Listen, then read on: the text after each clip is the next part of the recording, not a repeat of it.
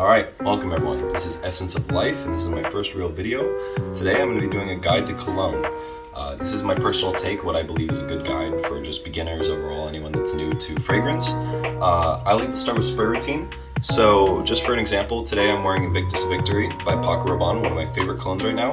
It's got a nice fresh, fruity, kind of citrusy flavor to it. Like, if you really want, I would suggest going and sampling this before buying it. Obviously, that's what you should do at all occasions. Of course, though, I still blind buy because it's, there's some thrill to it. But there's a lot of citrusy, fresh, aquatic notes to it, and I really like that about it. My spray routine, though, is I like to do 2 on each side of the shoulder, 1, 2, 1, 2, and I'm not gonna spray because I already did. 1 on the back of the neck. I like to do 1 on behind the knee, and if that makes sense, right behind, like the elbow of the leg, if that makes sense. I like to do that for each side. I do 1, and then sometimes if I'm like working out or anything, I don't typically do this, but I'll do like a little bit on the side here and here. That is my spray routine for just when I'm going out. If I want to smell, like I want to really project that smell. It typically depends on the cologne. If you have a cologne that doesn't mix or doesn't spray well, or it doesn't have good longevity, then you would spray extra. So for instance, I have Dolce & Gabbana is the one in my collection.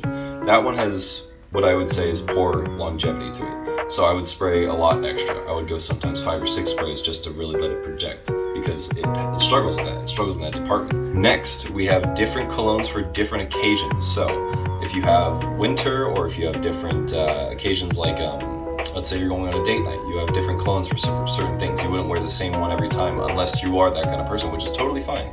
It's to each individual person. Typically for different occasions, like the winter or fall or spring or whatever have you, I will wear a certain layer of different colognes that I have, and it'll bring out like the best in that kind of time that you're wearing it. For instance, like my date night one is, of course, like I mentioned, Dolce & Gabbana the one. That is a very, very sensual, deep, ambery, smoky, and woody scent. And it is one of my favorites right now, but it is not great longevity, but it's still great for a date night, I'd say. It's, in a way, good for if they smell it on you, they're gonna have to lean in to smell it a little bit more, if that makes sense. So you're still kind of bringing in a little bit more of a sensual kind of vibe to that, on that aspect, but that is just my take on it. You're gonna wear it for different seasons. Like for instance, I got Mercedes-Benz Club Black that I wore in my last video. That is really great for winter, really fantastic if you want to smell very wintry and have that kind of warm, woody scent of amber and vanilla, kind of reminds you of Christmas. That is a great example of winter fragrance. Next, I will be talking about top notes, middle notes, and base notes. And I'm not gonna lie, I have a script right here that shows me all the different things I want to talk about. I'm just being honest because I want to be transparent with you guys. But I have, if you see me looking down, that's why, just to let you know. But yeah, so top notes, you get stuff like you get your citrus, your bergamot, your lavender. Middle notes, you get your cinnamon, your eucalyptus, and your rose. You got some good stuff like that. You got base notes, which are amber, musk, and oud. Oud is wood, if you didn't know, just in case. But that is what you get for top, middle, and base notes. Typically, you want to have a 30, 20, 50% in your cologne mixture if you're making cologne. That's something I'm trying to get into recently, but if you want to have a mixture, a good one, you want to have about 50% middle notes, 20% I believe is top notes, and then 30% base notes, I believe. I could be wrong, I'll double check that, and if I'm wrong, I'll put it in the description, the real proportions. But yeah, so that is what you want to have for top, middle, and base notes. But as I said before, top notes like citrus and bergamot and lavender are all fantastic examples. Although citrus and that kind of scent profile typically does not last as long and it dissipates quickly. So if you're gonna wear that one, spray it a bit heavier than you would with a normal one. That is if you're going with a more scent profile that relates more to citrus. So yeah, do that more if you're gonna be on the citrus side of cologne. Another thing I'd like to mention is make sure when you have cologne and you have a collection of cologne, you store it in a cool space. You're not storing it out on let's say you don't store it over in your bathroom or on on the counter, or don't store it where there's sunlight directly hitting it, because that dissipates and quickly erodes the lifespan of your cologne. You want to do somewhere dark and cold, like my closet here. I can close that up and it gets all dark and you can't see anything. It's perfect, perfect for my collection. It keeps it nice and fresh and cold.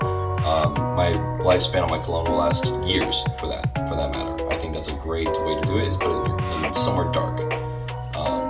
Another thing you want to do is make sure you wear something you want to like, not something that others will like. Of course, if you like when others like how you smell, go for it. But in my personal opinion, I think you should wear something that will bring out confidence in you, something that you're going to want to wear around all the time because you enjoy it, not because you're doing it for others, but you're doing it for yourself. Cologne is something to make you feel confident. It's for something to bring out that side of you that not others get to see all the time. So for me, I mean, of course, a great side effect of this is everyone loves this. Like, I mean, I've not met a single soul. I literally had a coworker at work that was telling me, like, is that? She told me the exact cologne that I was wearing, and I found that amazing. But even she loved this, and this is a little bit of a unisex, maybe a little more masculine leaning scent, but I think it's great that other people are getting into it. And I think wear what you want to wear. That's the big takeaway. Wear what you want to wear and make sure it brings confidence in you. Don't wear something just for others. And another take I want to say is make sure you don't overspray. Overspraying can be a bit dangerous because there are some people who are a little bit more nose sensitive to scents and profiles. So you want to make sure you're not being too offensive with what you're spraying on. Because of course you don't want to be spraying on like 30 sprays of one cologne and this and there and there and there and there. And then you walk into a room and before you're even in the room, people know, oh my God, he's coming. And then all of a sudden their noses are burning because it's all the alcohol. So you want to make sure you're wearing something that isn't too offensive. You want to make sure you're wearing just, natural sprays. I think the average is around 5 to 15 sprays is like the limit, but I know that some colognes, like for instance Dior Sauvage is very offensive when it comes to sprays. You can do even a tiny little spritz on the wrist, rub that in, and that will be fine. Maybe I just got a strong batch, but I think mine has offended more than enough people to prove my point.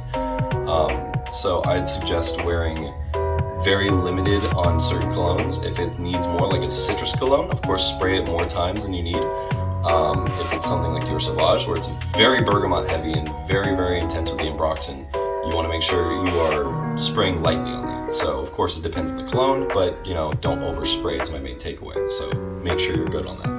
Another point I want to make is make sure that you're not buying by retail. Buying by retail will always result in a broken wallet, or not broken wallet, a broken empty wallet is what it's going to result in.